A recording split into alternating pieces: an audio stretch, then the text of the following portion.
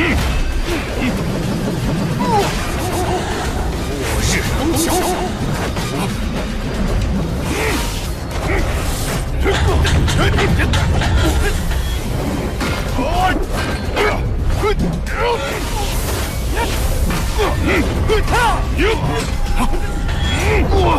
我自觉。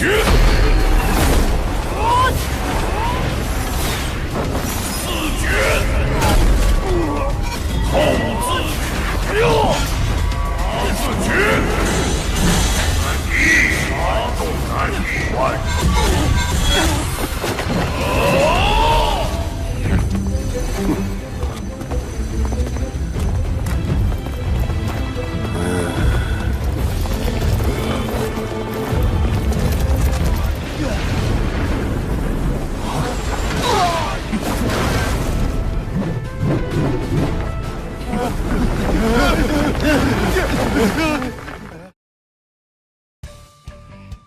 Cek.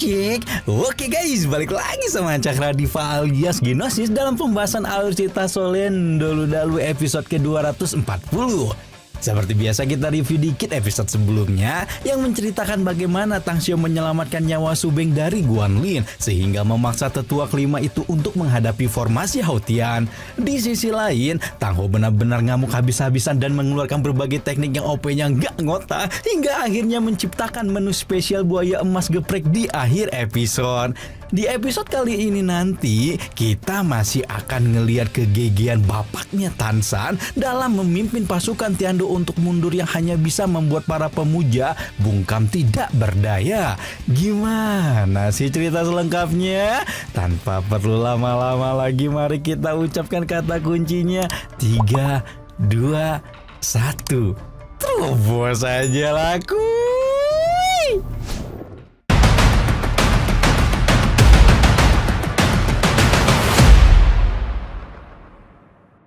Setelah meledakkan buaya emas raksasa dengan palu dewanya, Tang Ho berdiri tegap di hadapan tetua buaya emas, memaksa pemuja kedua balero pelindung itu hanya bisa menatap bayangan penuh intimidasi itu tidak berdaya. Masih dengan nafasnya yang tersenggak-senggak, Jin Edolu dipaksa membelalakan matanya tatkala Tang Ho memperkenalkan dirinya sendiri dengan satu nama yang pernah membuat kekaisaran balero pelindung geger di masa lalu. Ya, nama itu tidak lain adalah nama yang sudah membinasakan generasi Paus Agung Balero Pelindung Qian Sunji alias putra sematawayang Qian Doliu. 你就是他。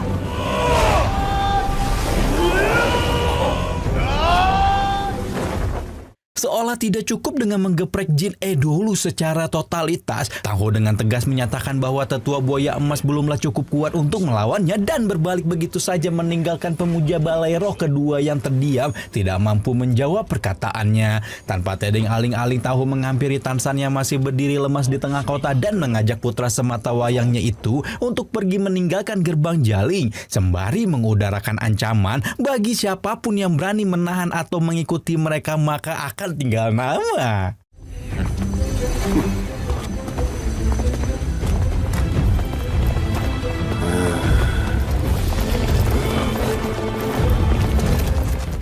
Dengan aura yang sebegitu kuat, tentunya tidak ada orang yang berani berdiri di hadapan Tang Ho untuk menahan langkahnya. Jangankan golongan Master Lo ecek-ecek dari Balero Pelindung, tetua buaya emas saja dengan sangat berat hati untuk mengakui keunggulan lawan dan menyadari jika dirinya sudah tua hingga tekad yang dia miliki sama sekali bukan tandingan Tang Ho. Sekarang kita move on dulu ya, keluar gerbang Jaling, tepatnya di lokasi baku hantam antara Guan Lin dengan Tang Xiao yang berada di pusat formasi Haotian.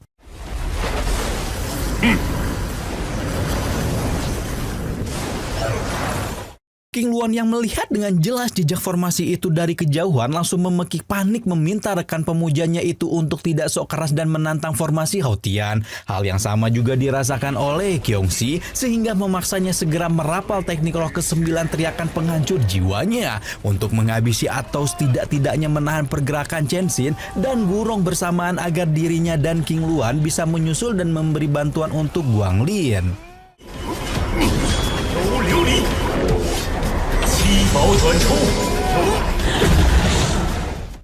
Pergerakan duo kakek-kakek benar-benar sedikit tertahan. Waktu itu langsung dimanfaatkan oleh Kyeongsi maupun King Luan untuk segera melesat ke lokasi Guanglin yang sekarang tengah ditempa oleh kekuatan palu Haotian Tang Xiao. Panah-panah tak berbentuk yang Guanglin lepaskan ditumbuk dengan begitu kejam oleh si palu dewa hingga membuat pemuja kelima itu tak kuasa menahan gempuran formasi Haotian sebelum terhempas keras tidak berdaya.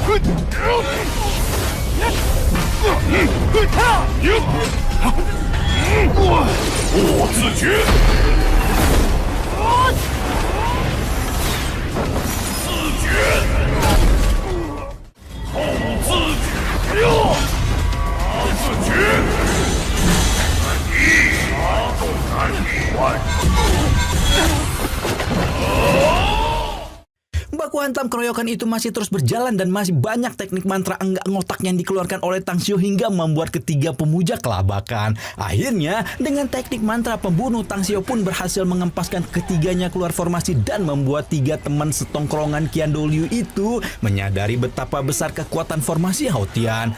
Belum selesai dengan Tang Xiao, tiga pemuja kembali dikejutkan dengan ledakan aura yang luar biasa dari dalam gerbang Jialing yang tidak lain dan tidak bukan berasal dari Tang Ho.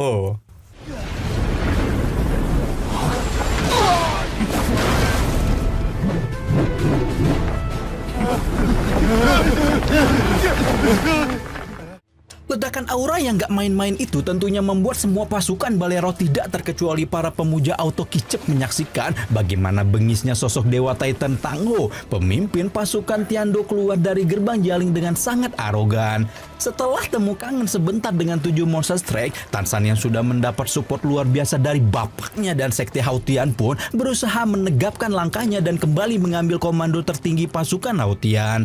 Dengan penuh kepercayaan diri, Tansan mengudarakan perintah di depan pasukan, meminta seluruh pasukan mundur dan mengobati semua orang yang cedera menandakan bahwa perang besar tahap kedua itu telah benar-benar berakhir.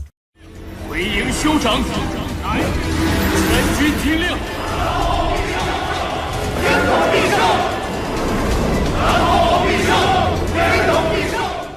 Melihat keberhasilan pasukan Tiando keluar dari gerbang Jialing memang menjadi pukulan telak bagi Balero pelindung yang bahkan masih sulit diterima oleh beberapa tetua. Namun ketika mereka mempertanyakan keputusan tetua buaya emas, pemuja kedua itu dengan dingin mempersilahkan siapapun menghentikan pasukan Tiando kalau ada yang merasa memiliki kekuatan untuk itu. Perkataan tetua buaya emas itu cukup menggambarkan betapa Balero pelindung saat ini memang telah ditekan sepenuhnya oleh pasukan Tiando dan tidak dapat berbuat apa-apa kecuali mengambil tawaran retret dan kekaisaran Tiando dan mempersilahkan diri kalau sewaktu-waktu perang akan pecah lagi. Nah, karena perang sudah berakhir, sekarang kita move on lagi ke tempat lain, yaitu lokasi ujian Dewa Malaikat yang terakhir kali muncul di episode 231 kalau nggak salah ya. Buat yang lupa mungkin Cakra Diva review dikit ya alur cerita terakhir di ujian Dewa Malaikat ini, di mana Qian Rensu dipaksa untuk mengadili kakeknya sendiri dan mengirim Qian Douliu menuju pelatihan yang menyiksanya selama-lamanya. Tapi ternyata Qian Rensu malah membebaskan kakeknya dan memilih untuk menggagalkan dirinya sendiri sebagai penerus Dewa Malaikat. Karena itulah sekarang Dewa Malaikat menanyakan sekali lagi tentang keputusan Qian Rensu dan jawaban Putri Bibidong itu masihlah sama hingga tiba-tiba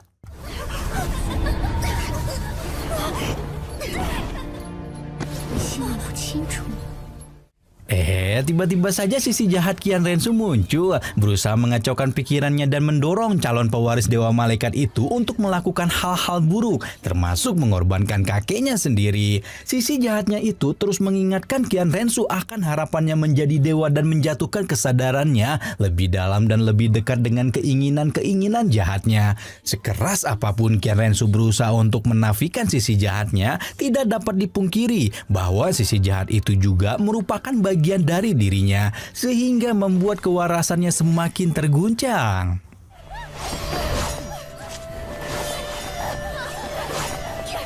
Qian Rensu masih berusaha melawan ketika sisi jahatnya menawarkan diri untuk mengambil alih tugas yang tidak bisa Putri Bibi Dong itu lakukan, alias mengadili Qian Doliu. Seketika suara-suara dan dorongan jahat di dalam dirinya semakin besar, bayangan di kepalanya pun semakin sembarawut.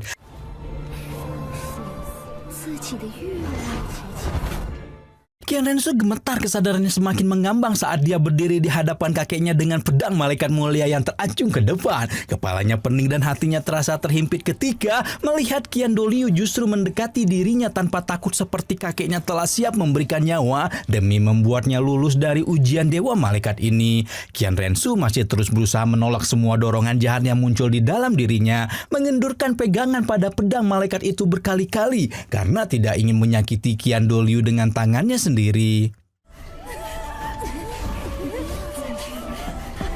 Sekarang Qian Rensu benar-benar tidak tahu lagi apakah dirinya masih berada di dalam bayangan sisi jahatnya atau sudah kembali ke dunia nyata. Batas antara dua dimensi itu semakin menjadi samar dan kabur, seiring juga kesadarannya semakin menjauh. Dorongan jahat itu masih terus berusaha memakan jiwanya, terus dan terus memaksanya untuk menusuk Qian Doliu dengan pedang malaikatnya hingga akhirnya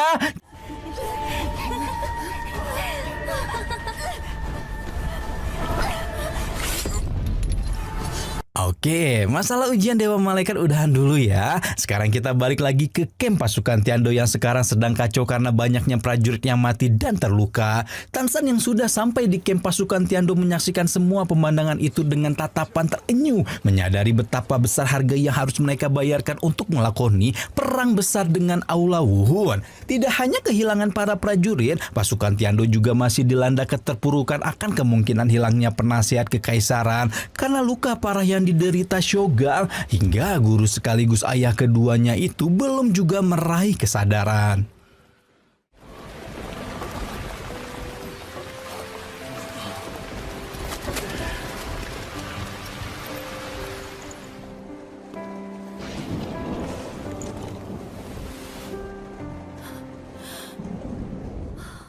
Tansannya juga mendengar kabar tentang luka Shogal, langsung menghampiri tenda utama dan menanyakan kepada Subeng tentang kondisi gurunya. Namun pewaris Dewa Laut itu hanya bisa menelan kepahitan saat mendengar dari Fender jika luka Shogal memang terlalu parah sehingga membuat Subeng tidak dapat menyembunyikan raut penyesalan di wajahnya. Kabar itu juga turut membuat Jenderal Gelong langsung bersimpu di atas lututnya.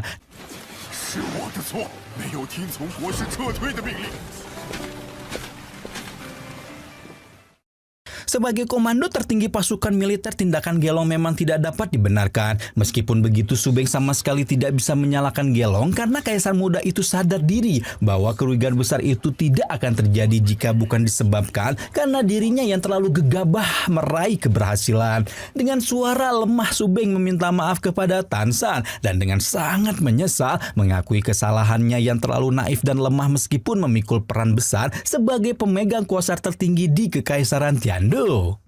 祭师草木星，烽火被刚乱。 Tansan hanya bisa menatap nanar punggung muridnya yang berdiri lesu. Lagi-lagi harus diakui, jika perang antara Kekaisaran Tiando dan Balero Pelindung ini meminta bayaran yang sangat besar kepada mereka, Tansan masih bisa melihat jelas bayangan perang yang telah merenggut nyawa banyak orang. Tansan masih bisa melihat asap perak yang membumbung di udara, mayat-mayat tersebar dan ditumpuk seperti gunung di atas lautan darah. Bahkan Tansan juga bisa mendengar teriakan pedih dari prajurit yang kehilangan rekannya, atau tangisan beringas orang tua yang kehilangan anaknya.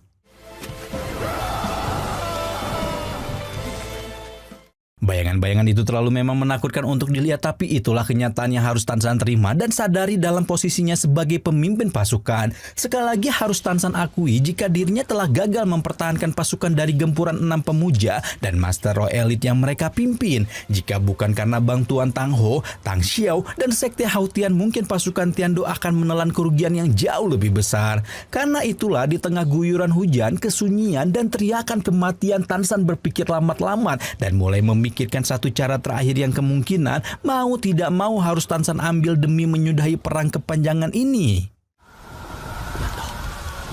只有那一个办法了吗？ Edian, meskipun episode ini udah mulai turun tensinya, tapi jadi banyak banget pertanyaan yang bikin kita penasaran ya. Mulai dari apakah pemuja besar Dewa Malaikat alias Kian Doliu akhirnya bakal koit karena mengorbankan diri untuk cucunya. Gimana nasib Shogang yang tengah terluka parah pasca perang kedua? Juga kalimat terakhir Tan San tentang menggunakan sesuatu yang mungkin bisa dibilang kartu truf terakhir untuk memenangkan perang. Ya sudah, sabar aja, kita tunggu kelanjutan ceritanya ya. Jadi tungguin terus update pembahasan alur cerita atau spoiler Solen hanya di Cakra Diva ya. Rama di sini pamit. Bye bye.